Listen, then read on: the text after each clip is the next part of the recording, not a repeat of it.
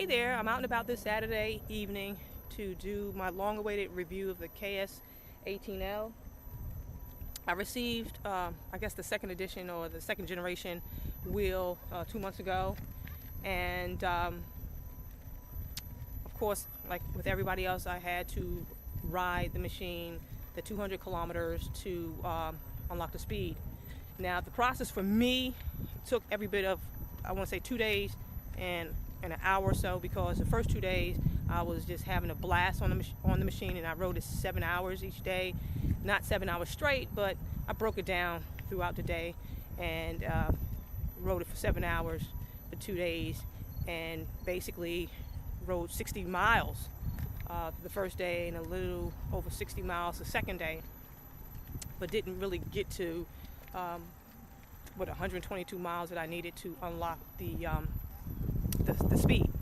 But nonetheless, I chucked up because I was watching a lot of reviews of people with the 18Ls, and they got nowhere near 60 miles, and I can only chuck that up to 130 pounds soaking wet. So that was probably part and parcel as to why I was able to go as far and further than a lot of the other people on that actually have the 18Ls. Also, what I found with this machine, now I have two other machines. I have the 16S and I have the 9-bot 1S1, and the those two machines, the 9-bot 1S1 is a 14-inch, the 16S is a 16-inch wheel, and of course the 18L is an 18-inch wheel.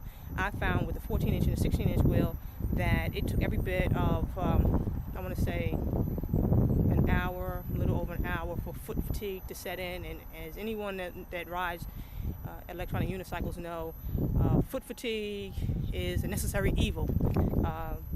You're going to experience it whether you want to or not. Well, with the KS18L, it took me every bit, I want to say 2.5 to 3 hours to really feel the fatigue, which was pretty interesting to say the least, considering, again, I don't know, maybe because of the maybe the way the pedals are angled and they are wider foot pegs. But again, I don't really have another machine comparable to the 18L to compare with, because the 16S and the 9-bot 1S1 cannot compare to the 18L.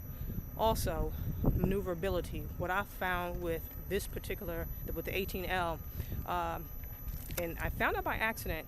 I was riding along with Dylan. We were riding, and this one guy wasn't paying attention, and he pulled out into the intersection as I came off the curb, and it just so happened that I was bracing for the impact and sort of kind of, moved my hip, and in doing so realized that with the bigger wheel, at least with the 18L, in the way in which to maneuver obstacles is all in your hips. Like the 14-inch wheel and the 16-inch wheel, basically because they sit lower on my calf, I can really maneuver them knees down. However, with the 18L, I have to use a lot of my hips to move around. So I guess in comparing the 18L to the smaller EUCs, yes, I can see why people say it's not as nimble, because you do have to put a lot of motion in your upper body as opposed to your lower bodies that you would with the smaller wheels. Also, braking. Now, braking with this machine is a heck of a lot different than the 14-inch wheel and the 16-inch wheels. With the smaller wheels, I can just tilt my feet back and the wheel will stop.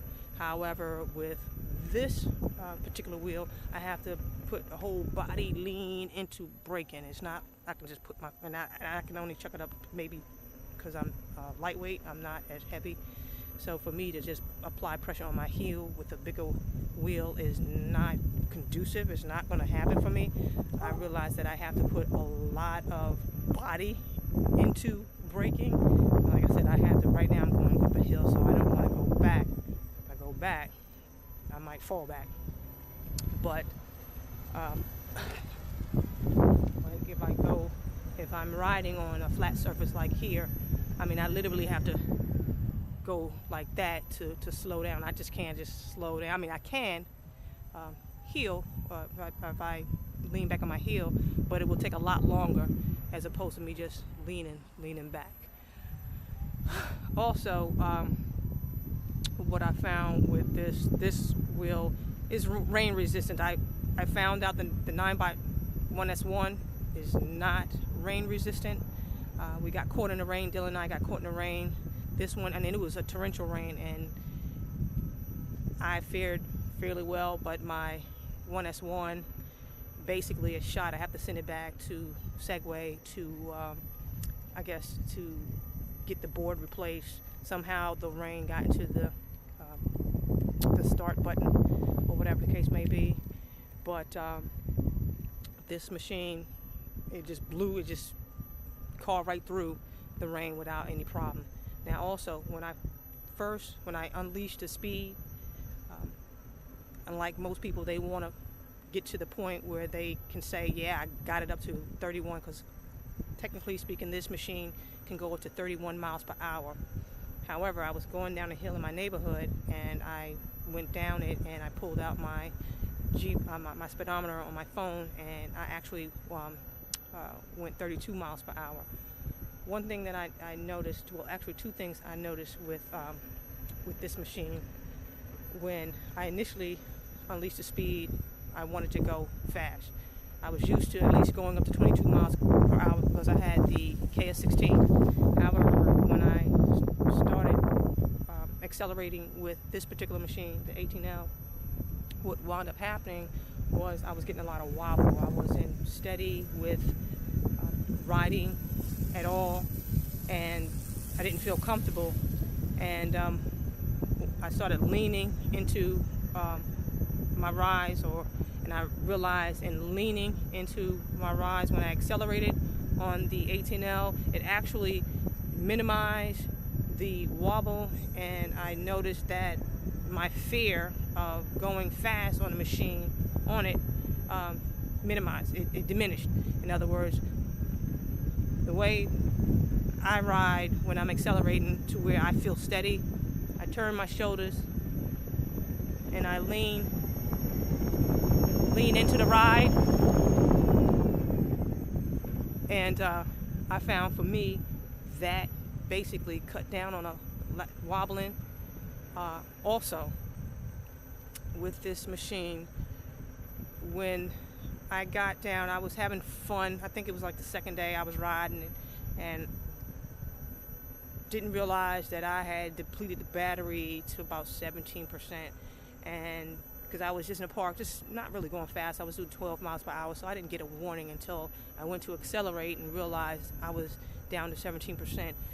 And the machine, or the 18L, there's like a hard pullback. I mean, it really literally pulled me back, and I was like, holy crap, because it threw me for a loop. I never experienced that before with the 16S, and of course the 9x1S1 is a slight tilt back, but this one is somewhat of a hard tilt back. But I realized after riding it a couple of times, when the battery's like really low and you just go into an accelerated mode, it will pull you back hard. I've actually ridden it where the battery was, up there and went beyond the threshold, and I felt it slightly tilt me back. So I'm chucking up the hard tilt back is when you are at a low battery life and you try to accelerate real fast beyond the level in which the motor is willing to take you. It will pull you back real hard. What else can I say?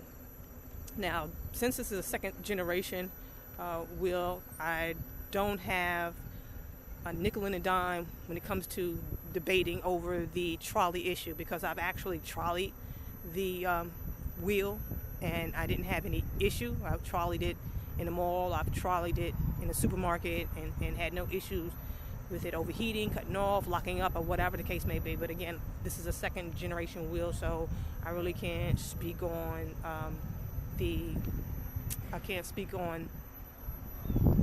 that issue that the first generation machines were experiencing.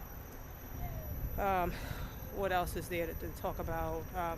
I believe I have touched upon everything that I realized. I didn't get into the specs of the machine because YouTube is inundated with specs: the battery size, the motor size, the height, width, weight. Yes, this is, you know, a tall machine. It is it's lighter than other machines comparable to it, like the Gotway, and Super, and basically the whole Gotway line for that matter, because they all tend to be heavy. And I believe the InMotions, they're like, what, 44 pounds on up. This one is allegedly, according to the specs, 41 pounds. But oh yeah, before I forget, one thing too, I was having issues with, not so much with this machine, but with the EUCs in general, is the tire pressure. I know there's different schools of thought when it comes down to tire pressure. It's basically, it goes according to your comfort level. However, I was playing around. That's how I sustained a broken wrist. I was playing around with the tire pressure, and I had way too much air in my 16S. Anybody know, when you're dealing with pressure in tires, the more air you have in your tire, the less tread you have on the ground. And of course, the less air you have, the more tread you have on the ground. And seeing how, like, you know, riding on a one wheel, you're already at a deficit because you just have one wheel. So you want as much tread as possible, just for safety reasons. But at any rate, I had way too much tire pressure in my 16S and was going backwards, doing figure eights, and it came. I guess I turned too sharp to the right and shattered my wrist. But again, with the tire pressure, so what now I do is I basically will do 20% of my body weight. So I'll keep it, even though the spec says 40 psi for this machine, I'll keep it at 30, 20. Well, yeah, 30. 16S, I usually keep it at 26, anywhere from 26 to 30. But I think I covered all the bases, or all my bases on this review, and I really have no regrets. But then again, I don't have anything to compare with. I don't have, outside of the 9 Bot 1S1, which is not a comparable wheel, but it's a different brand nonetheless. But outside that, I don't have anything to compare with. Like, say, for instance, a Gotway or InMotion, Solar Wheel, or whatever. So I'm happy with the wheel. I'm thinking on getting the 18S. Even though I can, like I said, I can ride this for 2.5 hours to 3 hours before getting foot fatigue. I would still like to be able to, you know, just go the distance, even though I've gone the distance with that, with this machine, but I broke it up. Like I said, I rode it 7 hours one day, but I broke it up into 3 sessions. But other than that, I'm back at my destination, and that would do for my review. So until next time, deuces.